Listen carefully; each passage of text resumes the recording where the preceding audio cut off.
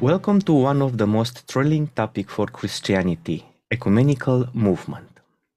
Ecumenical movement was born from the human desire to repair the cleavages of Christianity. During the prayer uttered in Gethsemane, Jesus Christ prayed that all may be one. The members of his body, for at least some decades after his death, did not saw in Christ the founder of a new religion, but the prophet and the Messiah that explained to them God's everlasting covenant and would fulfill the promises made to Abraham, Isaac, and Jacob. As the church evolved, people from pagan religions converted to Christ. They changed their religion. In this new milieu, Christianity built in time its theology, its tradition, and its vision or visions. But something had occurred, quickly or not, but something has occurred, and different understandings over some topics, some biblical, some philosophical, generated great schisms inside the Christianity. Well known for Romanian people, but not the only ones, are the Great Schism from 1054 or 1204 and the Reformation. Now, three Christian traditions in Romania, Eastern Orthodox, Western Catholic, and Protestant, which are also Western, have engaged in a movement to heal the wounds of Christianity. This is the topic about I invited Professor Hovorun to talk about. Welcome, Professor Hovorun, at this meeting. Thank you, Paul. Good to see you again. And I hope we will have a fruitful discussion today, helpful to your audience, to those who subscribe to your channel.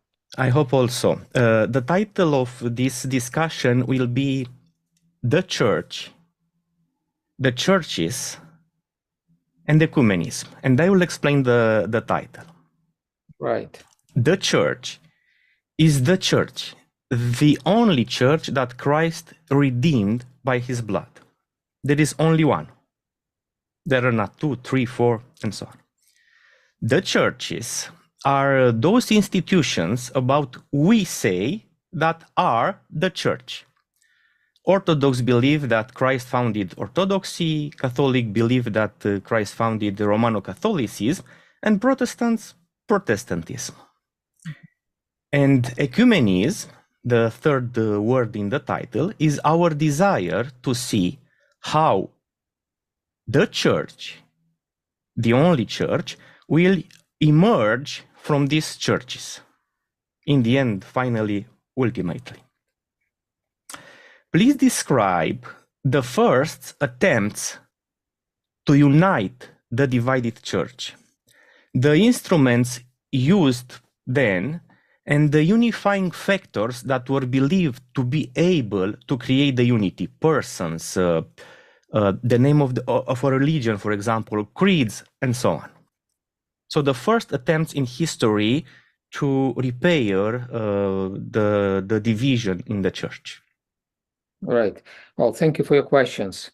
Indeed, we as Christians firmly believe that the church is one. This belief is proclaimed in the Creed, Nicene Creed, that I believe in one church.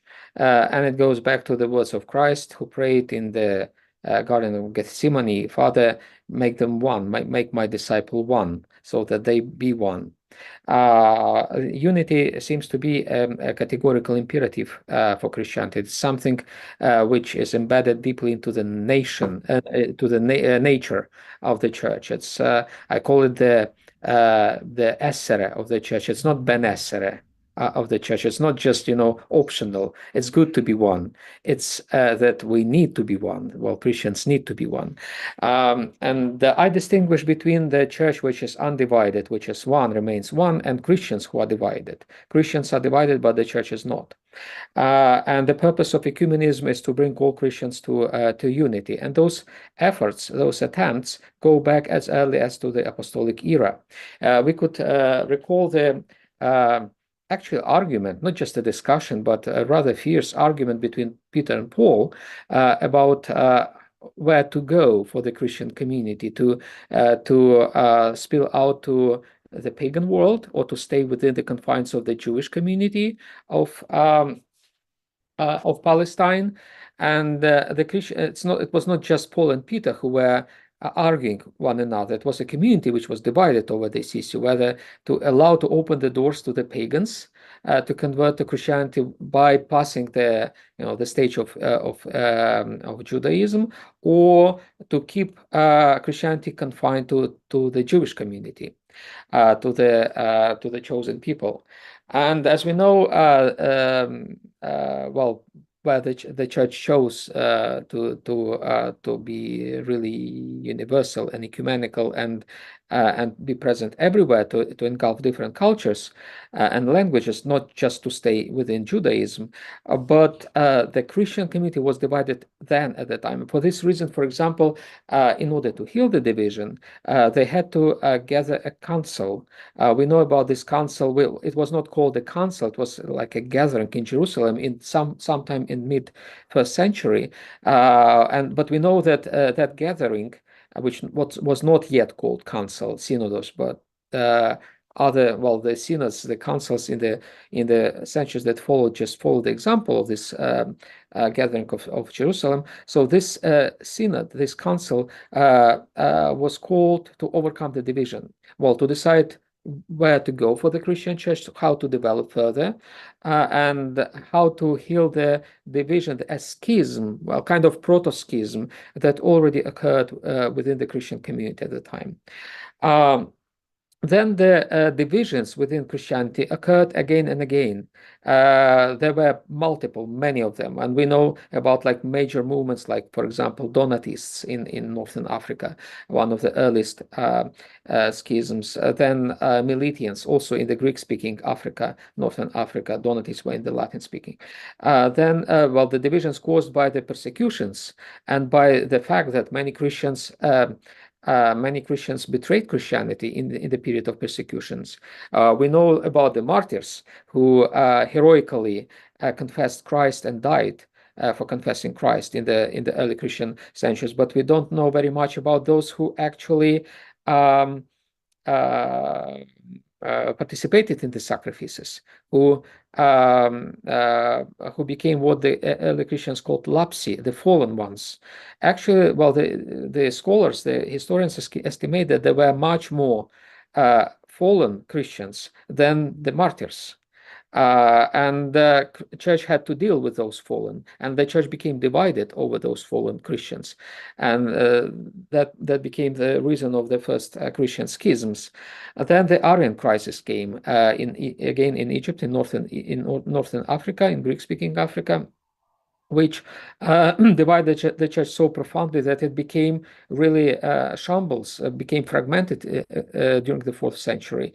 And only huge efforts from the church and from the imperial authorities preserved the unity of the church in the 4th century.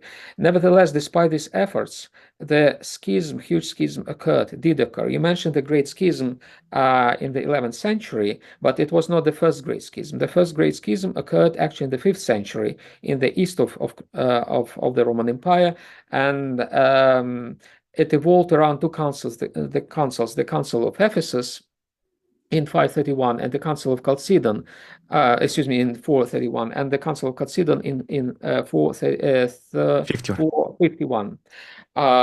Those Christological controversies that happened in the 5th century provoked a profound division within the Christian community that continues to our day.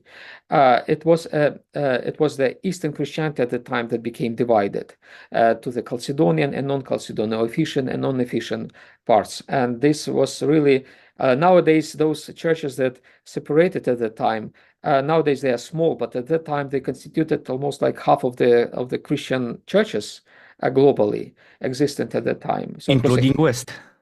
including West, including the West. Including And West, the wow. Western Church at the time was really a smaller part of Christianity. The majority of Christians lived exactly in Syria, in Egypt, in those areas that were affected by the Great Schism. I call it the Great Schism number one, which continues to our days. Then the second Great Schism occurred, this time between East and West, between the former allies. In the 5th century, the churches of Rome and Constantinople, the two capitals of the Roman Empire, they were allies in supporting the Council of Chalcedon, but in the 11th century they became separated, divided, and found themselves on the opposite sides of the divide, of the Christian divide. And the second Great Schism occurred between Eastern and Western Christianity.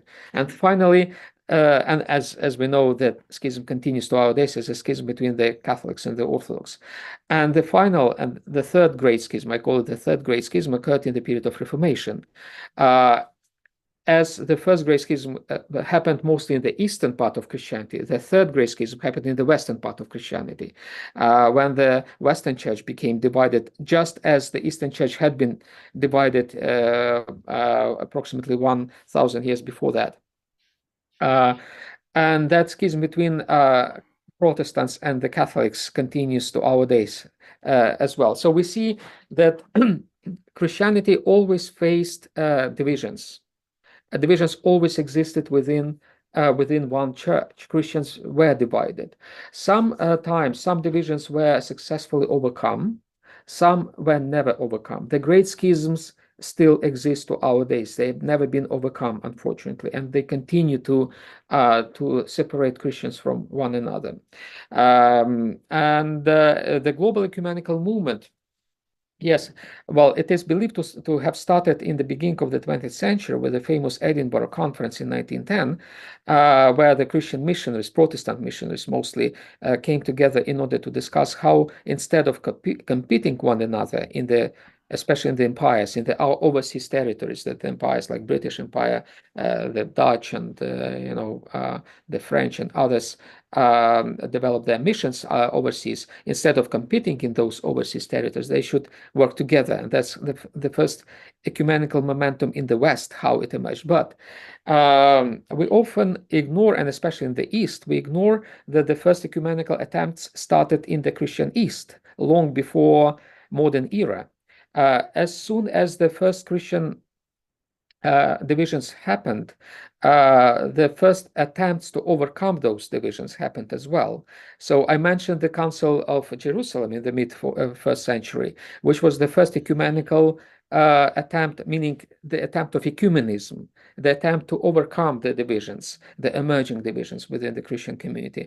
And it was successful. Then, for example, the council, a very important and yet neglected Council of Arles in 314 happened, which was a forerunner to the Council of Nicaea. It set an example for the Council of Nicaea. It was gathered by Emperor Constantine when he was a ruler in the West, and who tried to heal the Donatist schism. That was another ecumenical council, the first one, actually the first imperial council in the Christian history in 314. Then the Council of Nicaea 325, which was also ecumenical in the sense that it tried to heal the schism that occurred in the Greek-speaking part of Africa, Northern Africa. Then as the Eastern schisms evolved, the first great schism occurred following the Council of Chalcedon. Then there were councils that tried to overcome those schisms. For example, the Fifth Ecumenical Council in 551 in Constantinople, we in the East and the Western Church also accepts this as the Fifth Ecumenical Council. It was designed specifically to overcome the schism. It was ecumenical in the double sense of the word, ecumenical in the sense that it was pan-imperial. All the churches across the empire and beyond participated in it, but it also ecumenical in the sense of fostering churches' unity, Christian unity. And after that, it was again and again repeated that the church applied efforts in cooperation with the state. By the way, it should be said that the role of the empire was crucial in the first ecumenical efforts, especially during the first millennium. And the Eastern Roman Empire, with the capital of Constantinople, played a protagonistic role. in healing divisions, in overcoming schisms. We don't call it ecumenism, but it was de facto ecumenism at the time of the first millennium. So I would argue that ecumenism was born in the Christian East, and ecumenism was really important in the Christian East. And it is very pity, and it's a shame that in the Christian East we so much neglect ecumenism, and we accuse ecumenism of being, some people say it's like an arch heresy, is like a super heresy. This is so anachronistic. It's so ignoring, the history of Eastern Christianity, where ecumenism was born and flourished, especially in the first millennium. So I would argue that there were always church divisions, unfortunately, in the churches. As long as the church existed, there were divisions among the Christians. And as long as there were divisions among the Christians, there were ecumenical attempts by the churches. And primarily, they occurred in the first millennium in the East. The Eastern Church, Orthodox Church, was the pioneer, the protagonist of ecumenism in the first millennium. Then in the second millennium, the Western Church became the protagonist of ecumenical efforts, primarily with the Catholic Church playing a leading role. Hence, all those projects of uniatism. I believe they were unsuccessful projects. They were wrong projects, but they were at least motivated by sincere desire of restoring unity. And the Catholic Church proceeded to many councils, including, like, for example, the famous Lyon and Ferrara-Florence Council, and then Brest Council, that established different uniate churches. Those councils failed to restore the complete unity, but at least they demonstrated the intent of the Catholic Church to bring up some unity. And then, of course, after the Reformation and the further fragmentation of the Western Church, ecumenical efforts doubled, and they really flourished in the 20th century. The 20th century has become the era of ecumenism. I should say also one more thing about confessionalism. So the third great schism, as I call it, following the Reformation, provoked a new situation, a situation when different Christian groups began identifying themselves with confessions. It had to do with the Protestant confessions, like Augsburg Confession and others, that a particular group of Christians identified themselves with a particular confession and became known by the founder of this group or by the confession. Hence are Lutherans, for example, or Calvinists, or Reformed, various Baptist groups, Pentecostal, so forth. So that's the situation of confessionalism, which also affected the traditional kind of confessions. Following the Reformation, in the wake of the Catholic Reformation, the Council of Trent, in the 16th century, the Catholic Church adopted this mentality of confessionalism and embraced a sort of confession as differentiating the Catholic Church from other Protestant churches. And the Orthodox, we also had our own confessions. Like, for example, by the way, Iași, Romanian Iași played an important role in forming the Eastern Christian Orthodox confessionalism. The Council of Iași in the 17th century adopted one of the earliest confessional texts for Eastern Christianity. Later on, it was elaborated upon and adopted in the Council of Kiev, with a leading role played by Petro Mohila or Petro Movila, a Moldavian metropolitan who became important in Ukraine, became a metropolitan of Kiev and became saint eventually, but he had Romanian origins, Moldavian origin, and he played a key role in composing this confession of Petro Mohila or Petro Movila, and he played this key role in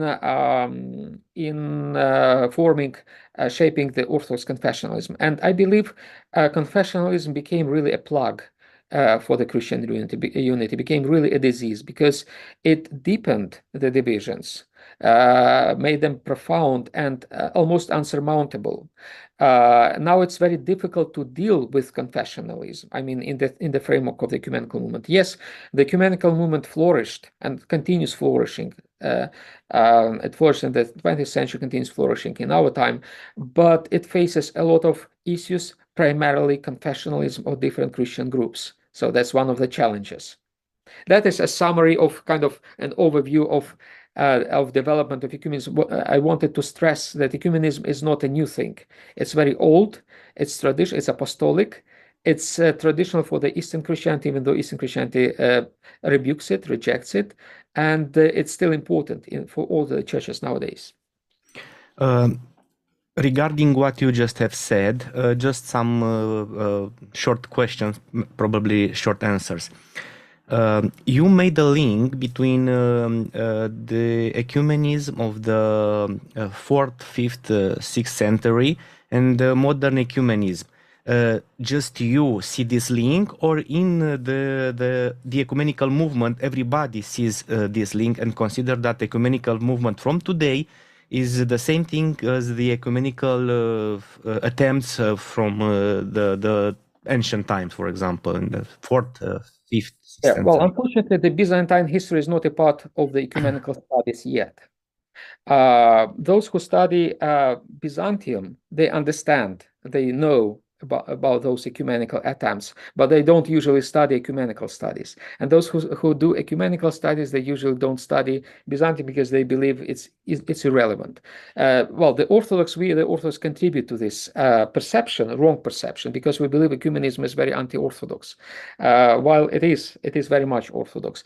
So it's like a new idea which is emerging, which is being discussed, and well, I'd like to share with you about this idea, and it's a kind of a new direction in the ecumenical studies which is emerging, and I hope it is very promising for the future. The unifying factors in the past. I asked you in the beginning about this, and I said, which were the unifying factors? A creed, a person, a bishop, for example. You didn't say anything about this. I remember you. So, which were the unifying factors, and if that unifying factors are functioning today? Because you mentioned that in the first millennium, Orthodox Church was involved in ecumenism, but in the second, Catholic took that lead. Yeah, well, that's a very good question. First of all, I believe the most important unifying factor is all those words of Christ, who prayed to his Father so that all be one. This category imperative of Christianity, that Christians should be one. They should not be divided.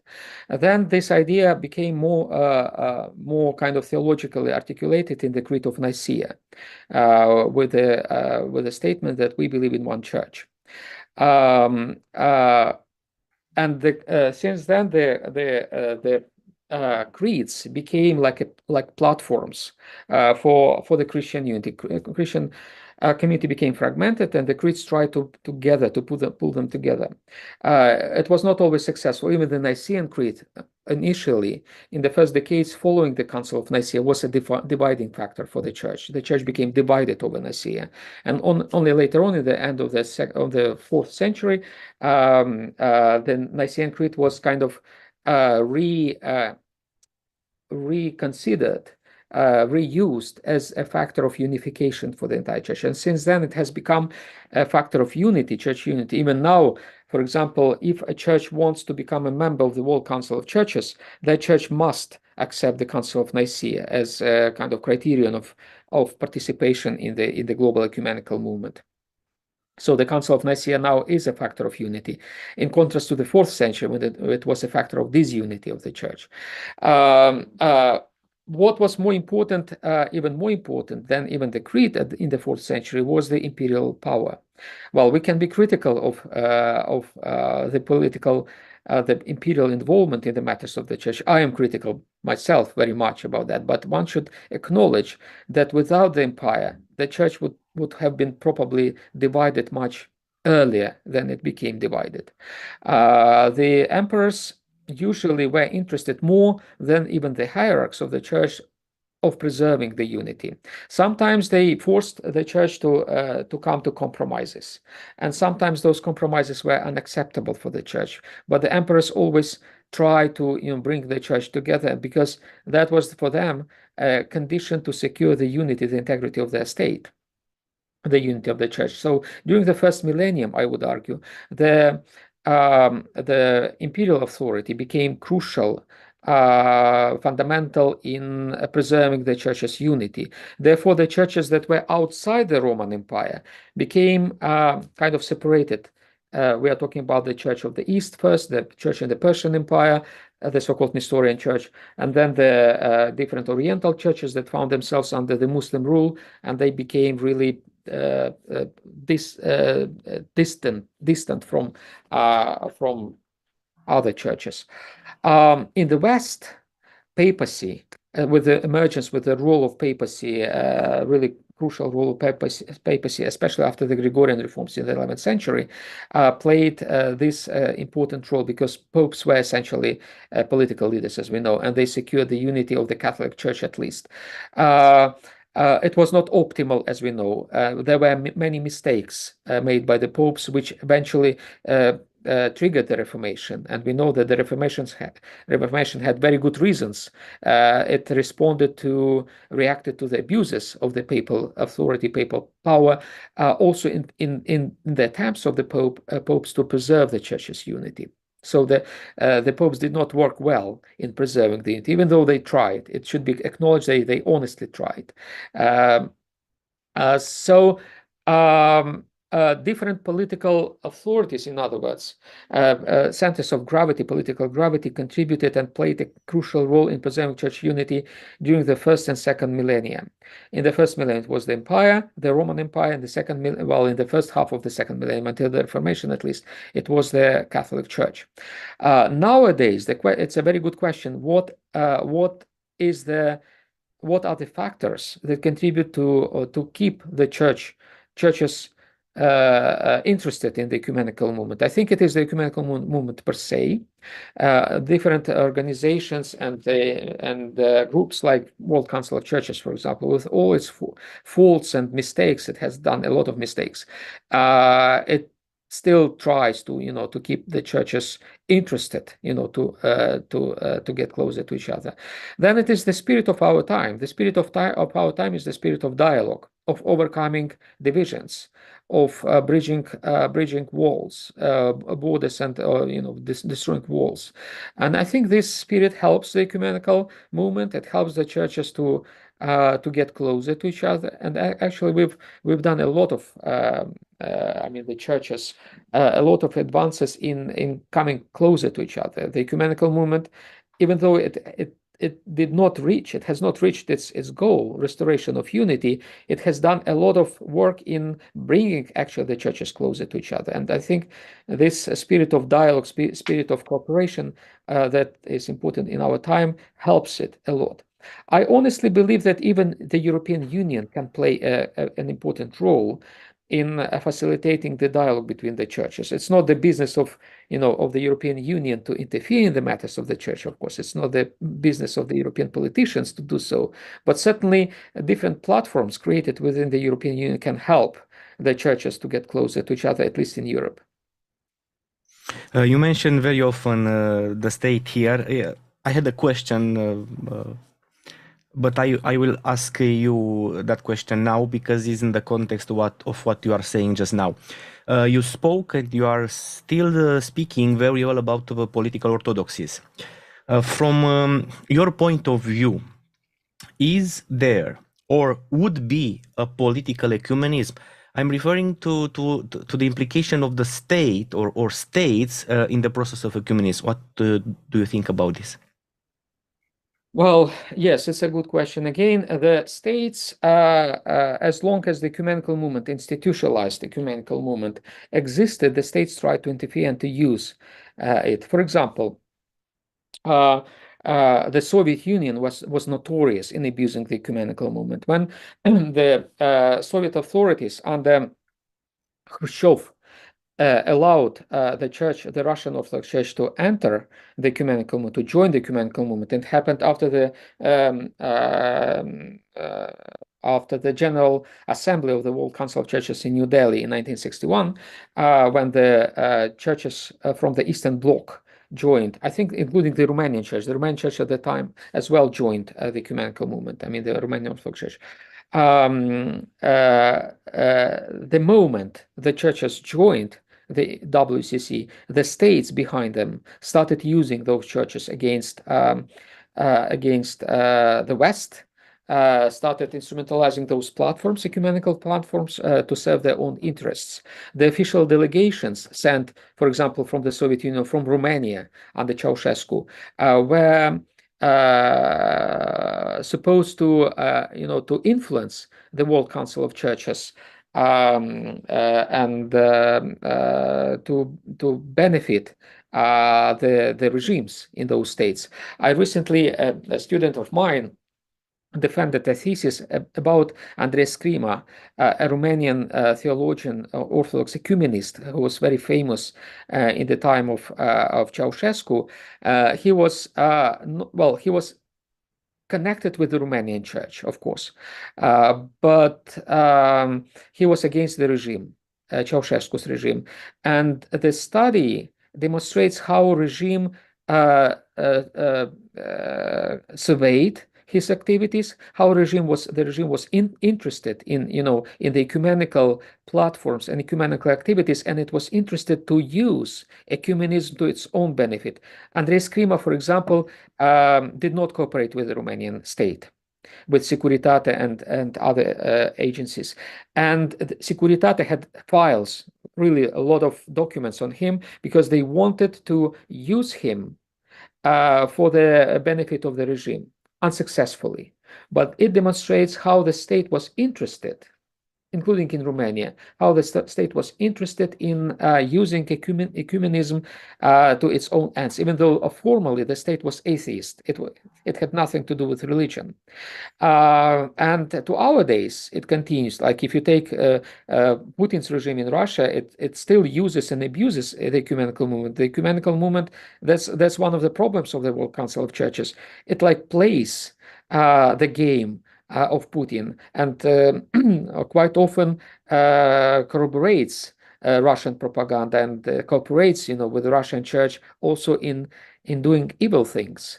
So the ecumenism, which means that ecumenism is important. I mean, ecumenism, at least those regimes consider the ecumenical movement as powerful. And because it is powerful, it can be useful for those regimes. And they try to use and abuse those platforms and the ecumenical movement. But in terms of cooperation, a state that cooperates with a religion to form something what was in the past, but in a positive sense, not what Putin is doing today, for example.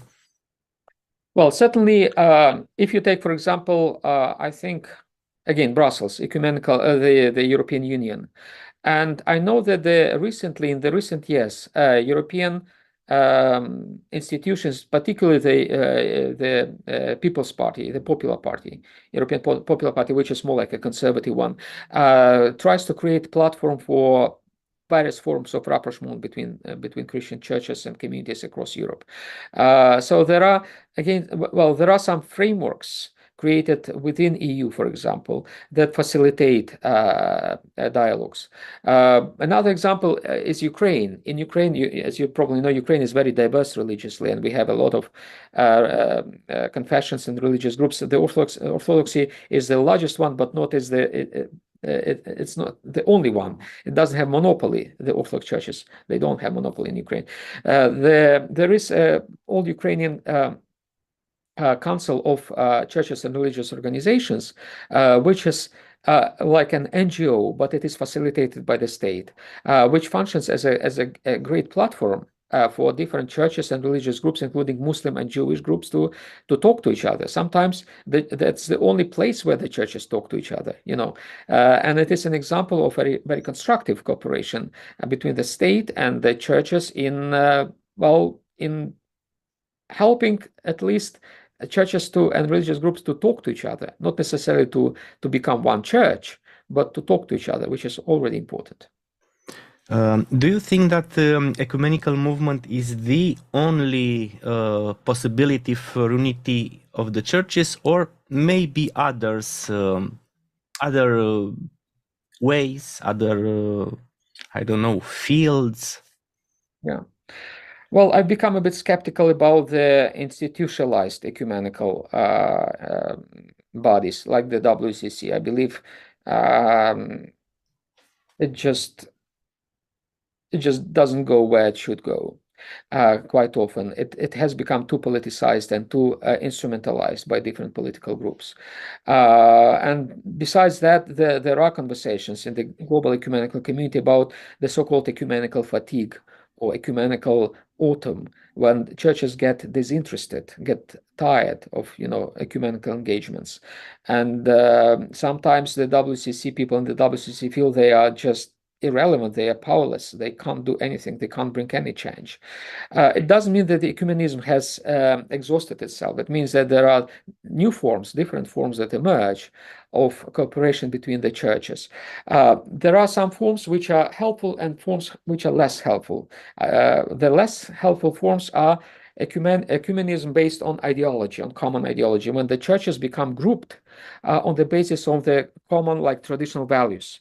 Hence is a very strange alliance, for example, between some conservative evangelicals and Orthodox, especially in the United States, where they try to, they talk, they have a sort of cooperation on the basis of conservatism, ideological conservatism. I think this is a wrong kind of ecumenism. It doesn't bring us anywhere. It may help some churches to achieve their current political goals, but they don't help churches to achieve the ultimate goal of ecumenical movement, the restoration of church unity, because what they try to pursue is political, not ecclesial, not Christian goal. Mhm. At the same time, there are grassroots level initiatives, people in the communities who try to talk. Like, for example, in Ukraine, again, let me bring Ukraine, which I know well. We could speak about like intra-Orthodox dialogue and ecumenism there. As you know, the Orthodox Church in Ukraine is divided. There are two churches, the Autocephalous and the Moscow Patriarchate, and the people on the top of those churches don't talk to each other. They hate each other. But people on the ground, on the grassroots level, they prefer to talk to each other, and they develop some initiatives. We could say ecumenical initiatives on the lower layers of the church's existence, which are helpful and promising. I believe this is the future of ecumenism. After the established ecumenism is failing, the new wave of interest to ecumenism is getting up on the grassroots level. Interesting. This point is very interesting. The main players on the ecumenical arena have serious cleavages inside their own church. Very serious. The small ones were not bypassed either by these problems. Should the churches try to heal their internal wounds before unity of all churches may be achieved, fulfilled? Or do you think it is possible to achieve unity in spite of the internal vulnerability, let's say? It's not only vulnerability, problems are much bigger than a small vulnerability. Yeah, that's a very good, excellent question, and it hits exactly the core of the problems pertinent to ecumenism. There is an anti-ecumenical resistance in most churches. There are anti-ecumenical circles in the Catholic Church, particularly like in the Society of Pius X, or Opus Dei groups. There are groups opposing ecumenism within Protestantism, especially among the Pentecostals, as you know. There are, of course, anti-ecumenical groups in Orthodoxy, including the so-called old calendarists, and there are some in Romanian old calendarists. Also within the Romanian Orthodox Church, under the Patriarchate of Bucharest, there are many Romanians I know who are against ecumenism. They believe ecumenism is a kind of arch heresy, and of course, the further the leadership of the church proceeds in accepting ecumenism, the more is the resistance within the church to this movement of the hierarchy. And I think there should be a balance found between, the advances towards the ecumenical goals and preserving the integrity of the community. You cannot sacrifice either or. I think it would be a mistake to, completely follow this progressive part in the church that wants the church unity as soon as possible at any cost, even at the cost of the internal divisions in the church. Or it's equally wrong to follow those conservatives who say, no, we need to stay isolated. We don't need anyone, and let's let's close down and don't talk to each other. That is a general tendency within the global Orthodoxy nowadays. Many churches, like in Bulgaria, in Poland, and other countries, they have this tendency of closing up, of cutting all the ecumenical ties that they had previously. I think this is also wrong. So a balance should be found between the two tendencies, so to say, centrifugal and centripetal tendencies within the church, and only together, only kind of the internal unity within the community and the unity with other communities can be achieved together simultaneously, not separately from each other. While you were speaking, I just thinking hypothetically, if overnight, it's not possible, but suppose if overnight all the churches will be united in this ecumenical movement, for sure, in Catholicism, Orthodoxy, and Protestantism will be groups, not small, big groups, will say we must leave the church. Yeah. So the result will not be a united church. Exactly. There will be we go back. Yes.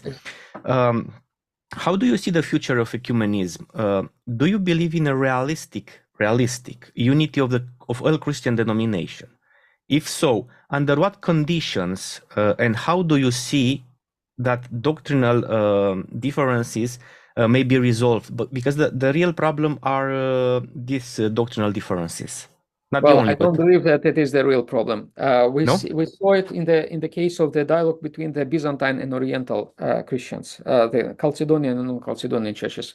We decided that we don't have any more doctrinal differences, and we still are not in communion, because what is more important is identity things.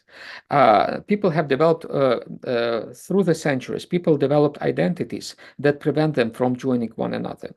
Like the non-Chalcedonians, they were taught by their moms and dads as children for centuries that the Chalcedon is evil, is like the satanic device, and you should not even think of the Chalcedonian Orthodoxy as something acceptable. It has become a part of their culture, a part of their identity, and it's very difficult to overcome this identity and culture just on the basis of theological arguments. The same is in Orthodoxy. We've been taught that those Armenians and Copts, they are evildoers. They are servants of Satan because they rejected the Council of Chalcedon 1500 years ago, and it has become an identity. There is no any more theology in this. It's just identity, and this even more.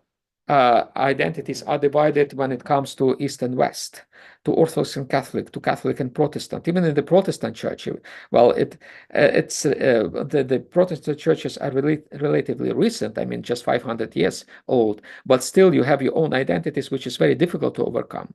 So I think it's a major challenge for the future of ecumenism, not just to reach a doctrinal agreement, but to overcome the established identities, to deconstruct them. It's really hard because it's about, identity are important in our time. You cannot just get rid of them. It requires a lot of effort and time and pain to deconstruct them. It's something that needs to happen. That's why I don't believe, for example, that we could have a sort of quantum leap towards the church unity. One day we will wake up and the church will be one. It's not going to happen unless Jesus Christ comes on that day, But before that, there will be no quantum leap. There will be a lot of toil and pain and sweat going closer to each other. I think that the process of rapprochement, the process of coming closer to each other, is as important as the goal, and because it makes us better Christians, and that matters. But at the root or the spring of this identity is theology, no? I It have was this identity today because I believe that the Chalcedonian Creed is okay. The other ones, they have this identity today because they believe that non-Chalcedonian ideas are okay. Yeah. Well, the doctrine was important for the identity. In the beginning of those identities, like, for example, Coptic identity goes back to the 5th century, for example. And at that time, the creed shaped the identity. After identity became strong enough, the creed was not needed anymore. Nowadays, if you ask people who say, I hate, those non-Chalcedonian, anti-Chalcedonians, those Copts and, Syrians, and you ask them, what do you believe about Jesus Christ, his two natures?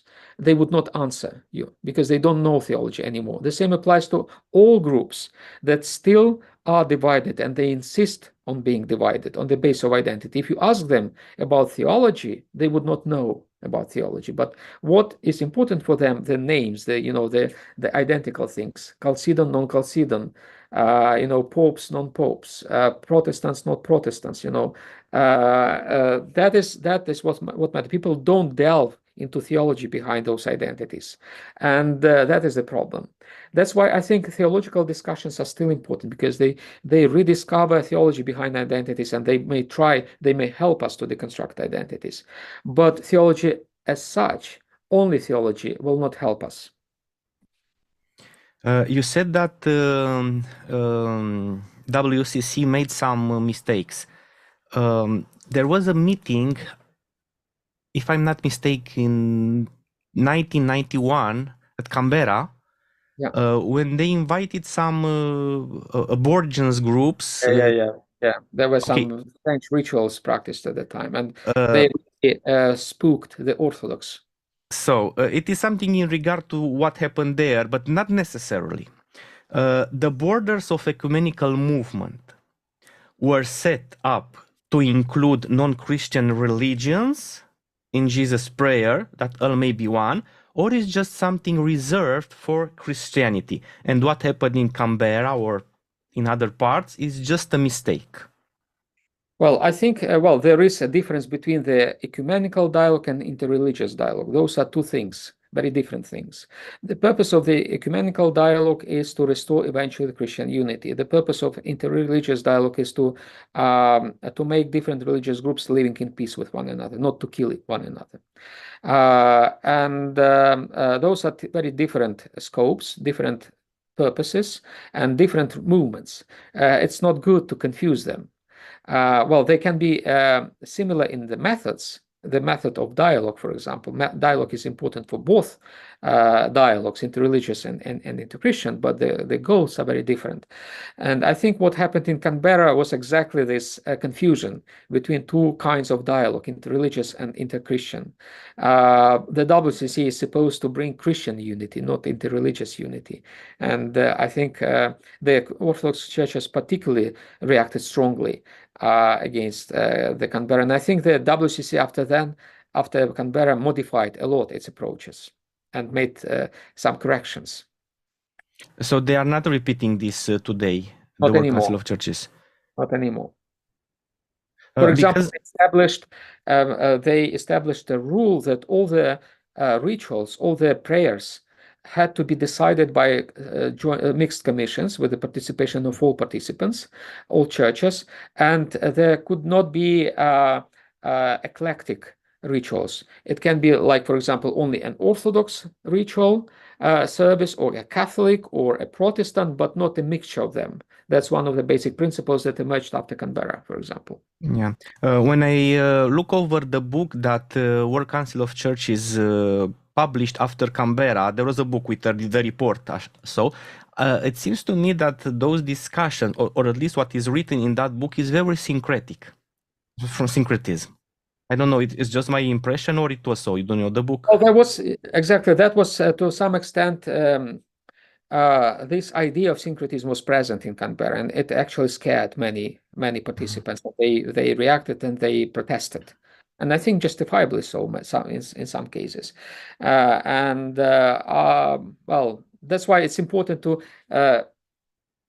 separate two sorts of dialogue, interreligious and interchristian. Interreligious dialogue is very important. It's very important to bring peace, to secure peace, to prevent religious wars in our time.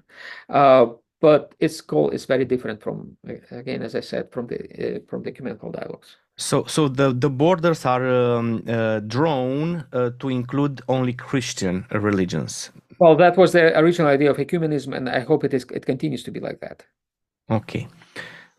What do you see as impediments to achieve unity, and how soon do you think this will be resolved, if ever? Well, I don't see in any foreseeable future that any impediment will be resolved. I mean, in any substantial impediment.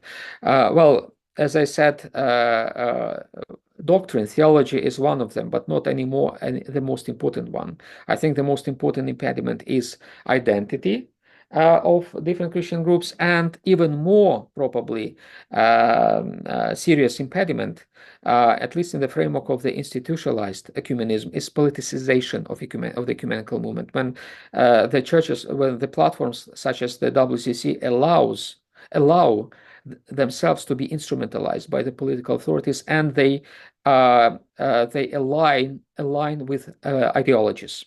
The WCC has aligned with some particular ideologies, like of the left wing tilt, and this ideologization and politicization of ecumenism does not help it. It constitutes really an impediment in achieving unity. The dictionary of the ecumenical movement uses often the term observer or observer status. But I was looking in the dictionary and there is no entry in the list of definition for observer. What is an observer, church or person, and its involvement in ecumenism?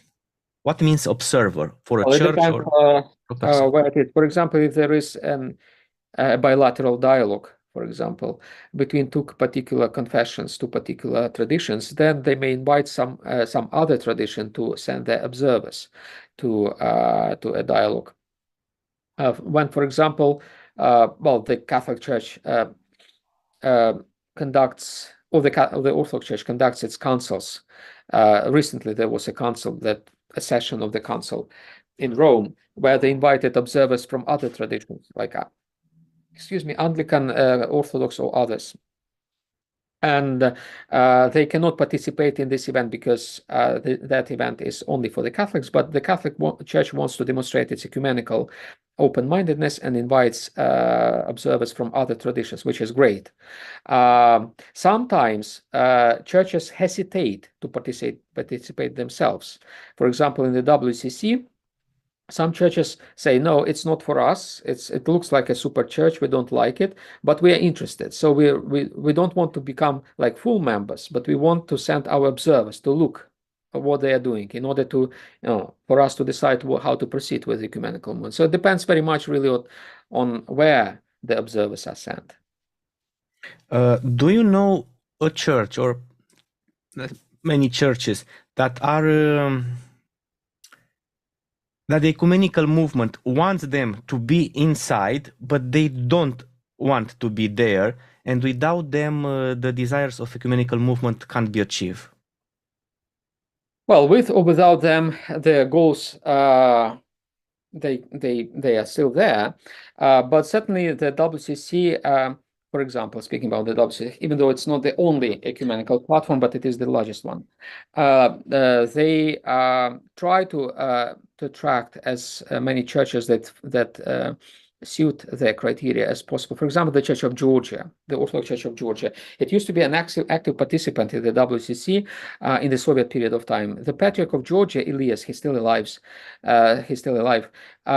He was even one of the presidents of the WCC. And then after the fall of the Soviet Union, the Georgian Church, under the pressure of the conservative groups, withdrew from the WCC. It ceased to be a member of the WCC. And of course, the WCC wants the Church of Georgia to come back to participate in the ecumenical movement. But the fact that the Georgian Church doesn't want to participate does not make the WCC, any different. The WCC can survive without the Georgian Church, but tries nevertheless to bring this church back. You spoke about WCC as a platform. Which is the most important platform from your point of view? Well, there are several of them. The WCC is the largest one. I don't believe it is the most important one anymore, but it certainly is the largest one. There are some other, like, for example, the CEC, Conference of European Churches, which is another great platform, and I think it's more functional than even the WCC, probably because it's more like consistent with Europe, and it's more like a common ground for more churches. At least in Europe, and others. For example, the Faith and Order Commission of the WCC, which is a kind of semi-independent body in the WCC, and which brings together theologians. And this is, I think, it's even more functional than the WCC, and so forth. There are different platforms, like the Middle Eastern Council of Churches, and a very important politically unity. It doesn't bring church unity closer very much, but at least it brings more peace to the Middle East, and so forth. Each region has its own ecumenical platform, like the National Council of Churches in the United States, for example, and there are some national, like this one, national councils. I mentioned already the Ukrainian Council of Churches, which is very important. The South African Council of Churches played a leading role in overcoming apartheid. I'm sure, I don't really know, but I'm sure there is such a council in Romania. So it's almost every country and region has such platforms. And in regard to churches, which church do you think is more involved in ecumenism? Well, it depends. Well, the Protestant churches are most involved, and also they pay most money as fees to participate in and to support different ecumenical platforms. Probably because some Protestants feel guilty that the division happened because of the Reformation, especially like German Protestants, Lutherans, I don't know, Reformed, or Scandinavian ones. Even though, as I said, divisions were not started by Reformation. Reformation just continued this sad story of divisions in Christianity that go back to the apostolic era. The Catholic Church has become interested in ecumenism since Vatican II, so it was really a turning point for the Catholic Church. Before Vatican II, it was really disinterested, not really interested in ecumenism, and after Vatican II, it became very much interested and continues to be very much interested. And the Orthodox churches, it varies. There were times when the Orthodox churches were very actively participating in the council, in the WCC and the ecumenical movement, like in the 60s, for example. It started in the 1910s and 20s, actually 1920, when the ecumenical movement movement started, and the ecumenical patriarchate was among the protagonists of that movement. Then I said in the 60s, 70s, maybe. Nowadays, we are facing a very much a disappointment among the Orthodox, or disinterest among the Orthodox to participate in the movement. So it depends on the time, it depends on the church, it depends on the region, and yeah, it goes up and down in different churches in different times. Okay, thank you very much, Professor Hovorun, for your willingness to speak with me about this topic.